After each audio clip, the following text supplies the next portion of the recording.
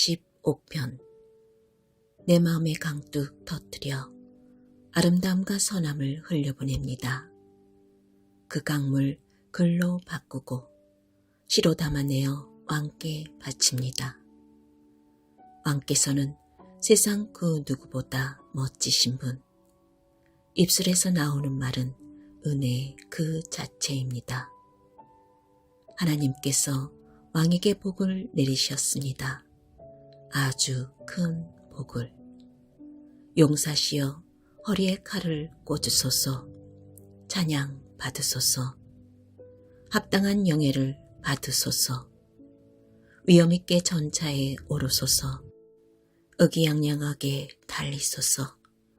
진리를 옆에 태우고 달리소서. 정의롭고 온순한 이들을 위해 달리소서.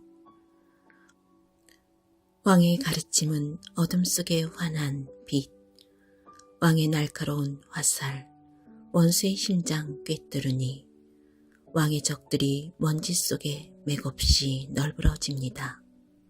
왕의 보좌는 영원 무궁한 하나님의 보좌, 왕권의 홀은 올바른 삶의 척도, 왕께서 올바른 것을 사랑하시고 그릇된 것을 미워하시니 하나님, 왕의 하나님께서 향기로운 기름을 왕의 머리에 부어 주셨습니다. 벗들을 제치고 당신을 왕으로 세워 주셨습니다. 왕의 의복은 맑은 공기 흠뻑 머금어 산바람의 향기 바라고 편전에서 흘러나오는 신뢰악은 왕의 어깨를 들썩이게 만듭니다. 제왕의 딸들 왕의 궁전에서 시중 들고 왕의 신부 황금빛 보석으로 단장하여 빛이 납니다. 왕후시여 잘 들으소서. 한마디도 놓치지 마소서. 이제 조국은 잊으시고 고향에 연연하지 마소서. 이곳에 계십시오. 왕께서 왕후님을 간절히 원하십니다. 왕께서 그대의 주인이시니 그분을 받드소서. 결혼 선물이 두로에서 밀려들고 부유한 내빈들이 선물을 두 손 가득 들고 그대에게 옵니다.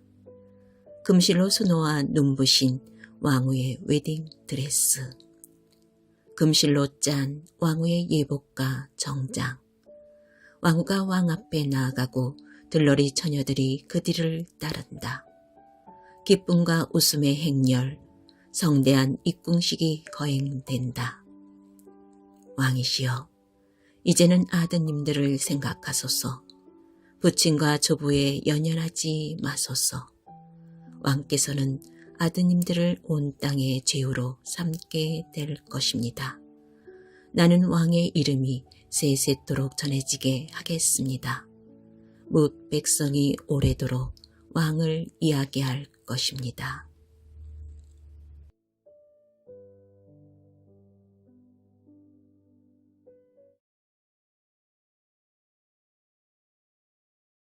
할렐루야. 오늘 우리에게 주신 하나님의 말씀은 시편 45편 1절부터 17절까지 말씀입니다. 오늘 말씀의 제목은 그리스도와 교회입니다. 저는 제 또래보다 다소 이른 나이에 결혼을 하게 되었는데요. 그래서 결혼은 했지만 결혼 생활이 무엇인지 또 어떻게 살아야 되는지 잘 모르는 철부지였습니다. 처음에는 아내와 같은 침대에 눕는 것조차 굉장히 어색해했죠. 그런데 점차 결혼 생활에 익숙해지면서 선명하게 깨닫게 되는 것이 있었는데요. 아, 이제 정말 새롭게 시작하는 거구나 라는 생각이었습니다. 아마 아내는 저보다 어색함이 더했을 겁니다. 그동안 아내가 살아왔던 집안 문화와 다소 이질적인 우리 집의 문화를 배워야 됐기 때문이에요. 그래서 친정이 많이 그리웠을 겁니다. 근데 저에게 시집을 왔으니 이제는 친정 문화가 주가 될 수는 없는 거죠. 새롭게 시작되는 우리 가정에서 저는 저대로 아내는 아내대로 적응할 필요가 있었습니다. 돌아보니까요, 결혼은 결코 가볍거나 쉬운 것이 아니었습니다. 익숙함을 새로움으로 바꾸는 큰 일이었죠. 제가 왜 서두에 결혼에 관한 이야기를 꺼내느냐 하면요, 오늘 본문인 시편 45편이 결혼에 관한 시이기 때문입니다. 시편 45편은요, 분류하자면 왕에 관해 노래하는 제왕시에 속합니다. 그런데 더 구체적으로 이야기를 하면 고라 자손이 부르는 왕의 결혼 축가 이렇게 보시면 될 것 같습니다. 소사님에 맞춘 노래라고 되어 있는데요. 소사님은 백합화가락이라고 이제 해석이 되는데요. 그 전통적으로 이스라엘에서 부르는 애가 그 백합화에 관한 선율이 있는 것 같아요. 거기에 맞춰서 부를 수 있도록 작성된 시다. 뭐 이렇게 해석하고 생각하시면 될 것 같습니다. 아무튼 오늘 본문은요. 모두 네 수로 나눌 수가 있는데요. 고라 자손의 축가 서문, 그리고 신랑에 관한 찬양, 신부에 관한 찬양, 왕의 자손을 향한 시인의 축복. 이것이 바로 그것입니다. 오늘 대상인 왕이 누구냐라는 것에 대해서는 여러 학자들의 의견이 다른데요. 먼저 솔로몬 왕일 것이다라는 의견이 있습니다. 근데 개역개정판 성경으로 보게 되면요. 왕비가 두로의 딸인 것처럼 묘사가 됩니다. 솔로몬의 왕비는 누구죠? 애굽 왕의 딸로 알려져 있습니다. 그렇기 때문에 아니구나. 솔로몬 왕이 아니구나라는 학자들도 많이 있습니다. 다만 솔로몬의 왕후는요. 찌시부로 알려져 있습니다. 그래서 두로의 딸도 솔로몬의 왕비였을 거다라는 의견도 제법 있는 편이죠. 만약 솔로몬이 아니라면 그 다음 선택지는 상당히 좁혀집니다. 이스라엘의 역대 왕비 중에서 두로의 딸이 2명 정도 등장하는데요. 첫 번째는 희대의 악녀인 이세벨입니다. 가장 악한 왕인 아합의 왕비로 못지않게 악한 여인이 이세벨이에요. 그녀와 왕에게 고라 자손이 축복의 노래를 불렀다는 거는요. 다소 비상식적이기 때문에 이 의견보다는 아합과 이세벨의 딸인 아달랴일 것이다라는 의견이 더 신빙성 있게 받아들여집니다.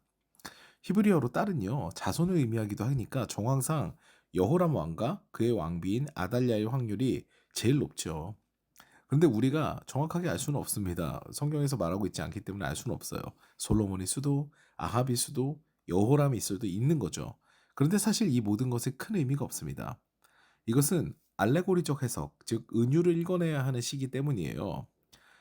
이 시에 표면적으로 드러난 것보다 그 안에 감추고 있는 비밀이 더 많다는 얘기입니다. 그래서 시편 45편은 어떻게 봐야 되냐면요. 초대교회 전통에서는 이렇게 봅니다. 신랑 대신 예수 그리스도와 신부 대신 교회에 관한 말 그대로 메시아 찬양 본문으로 이해가 되었던 거죠. 오늘 본문은요. 메시지 성경으로 볼 텐데요. 1절 말씀이 기가 막힙니다. 말 그대로 왕을 향한 연서 같아요.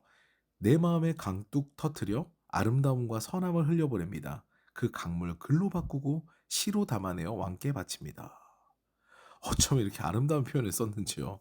그런데 시인이 왕을 이렇게 찬양하는 이유가 있어요. 이 아름답게 찬양하는 이유가 있습니다. 4절 말씀 보세요. 위엄 있게 전차에 오르소서, 의기양양하게 달리소서, 진리를 옆에 태우고 달리소서, 정의롭고 온순한 이들을 위해 달리소서. 이렇게 기록되어 있습니다. 이것을 개역개정판으로 보게 되면 왕은 진리와 온유와 공의를 위한다고 기록되어 있습니다. 여기서 온유라는 거는요. 겸손함과 가난함의 의미를 가지고 있죠. 그러니까 왕의 진리는요. 가난한 자, 연약한 자를 위한 공의에 기반을 두고 있습니다. 그들을 품고 사랑하며 이에 그 권위가 바로 서는 것이 바로 하나님께서 세우신 왕인 거죠. 우리 왕 대신 예수님의 삶을 보세요. 예수님은 벤틀리나 포르쉐를 타시지 않고요. 나귀 새끼를 타셨습니다. 그럼에도 예수님의 권위는 어떻습니까? 세상 어떤 왕보다 존귀합니다. 겸손하게 연약한 이들을 돌보는 삶은요. 하나님께서 세우신 참된 왕의 모습이 되죠. 이를 잘 표현한 구절이 6절에서 7절에 등장합니다. 왕의 보좌는 영원 무궁한 하나님의 보좌, 왕권의 홀은 올바른 삶의 척도. 왕께서 올바른 것을 사랑하시고 그릇된 것을 미워하시니 하나님, 왕의 하나님께서 향기로운 기름을 왕의 머리에 부어주셨습니다. 아멘.